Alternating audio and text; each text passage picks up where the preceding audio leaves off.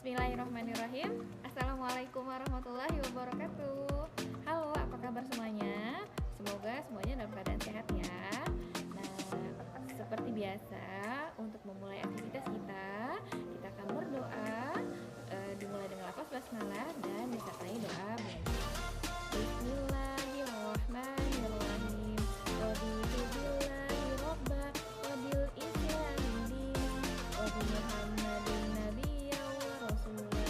Rabbi zidni ilma warzuqni fahma bi rahmatika ya arhamar rahimin.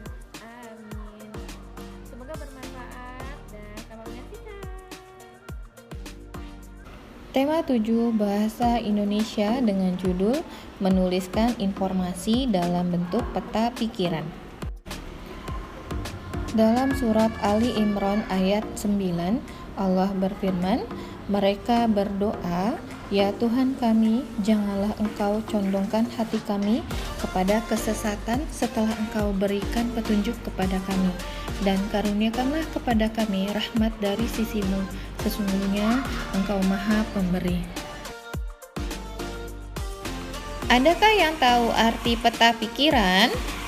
Atau adakah yang tahu bentuk peta pikiran itu seperti apa? Oke, mari disimak penjelasan dari Ustazah ya. Peta pikiran adalah suatu metode yang menggunakan kata tanya 5W1H. Kata tanya tersebut adalah what, yang artinya apa, lalu who, yang artinya siapa, when, artinya kapan, where, yang artinya di mana, why, artinya mengapa, dan how, bagaimana. 5W1H. Setelah kita mengetahui arti peta pikiran, berikutnya kita akan mengetahui cara membuat peta pikiran. Cara pertama, kita harus membaca teks atau informasi secara utuh dan seksama. Dibaca dengan detail, jadi dibaca utuh dari awal sampai selesai.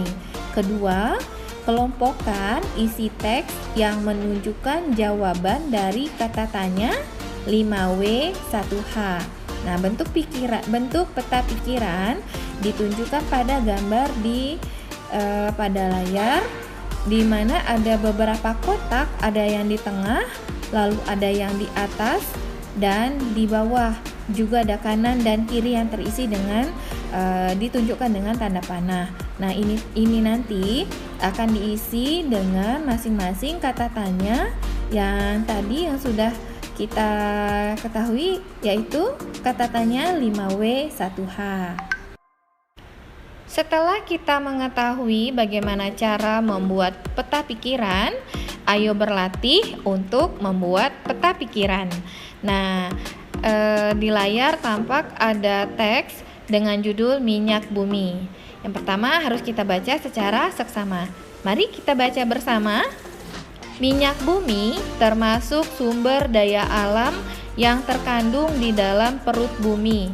Minyak bumi diperoleh dari proses penambangan. Persediaan minyak bumi sangat terbatas. Oleh karena itu, kita harus menggunakan minyak bumi secara hemat dan tepat. Sebelum minyak bumi dimanfaatkan sebagai bahan bakar, minyak bumi diolah menjadi bensin, solar, dan minyak tanah. Sisa hasil pengolahan minyak bumi dapat berupa parafin, plastik, dan aspal. Dari teks yang kita baca, kemudian kita letakkan informasi pada peta pikiran yang sudah kita buat. Pada kotak di tengah, kita tuliskan judulnya, yaitu minyak bumi. Dan kita isi masing-masing kotak peta pikirannya dengan 5 pertanyaan tadi, 5W1H. Pada kotak kanan dapat kita tuliskan apa nama bahan dasar olahan minyak bumi yang biasa digunakan pada kendaraan roda 4. Nah, pada teks dapat jawabannya berupa bensin dan solar. Kemudian Kata tanya berikutnya, mengapa kita harus berhemat menggunakan minyak bumi? Lalu peta pikiran berikutnya bisa kita tuliskan apa saja hasil olahan minyak bumi. Nah, pada teks tadi dituliskan plastik, parafin, dan aspal.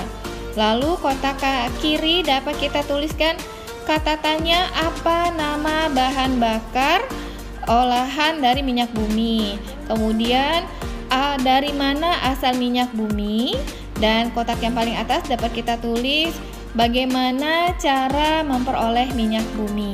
Nah, seperti itu mengisi peta pikiran ya. Nah, dari materi yang disampaikan dapat kita buat kesimpulan.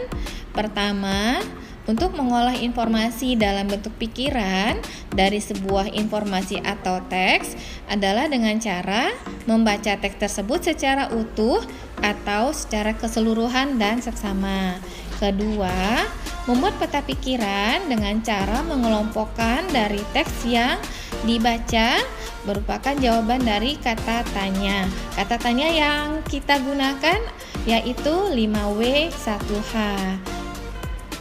Alhamdulillah, sampai kita pada ujung pembelajaran kita.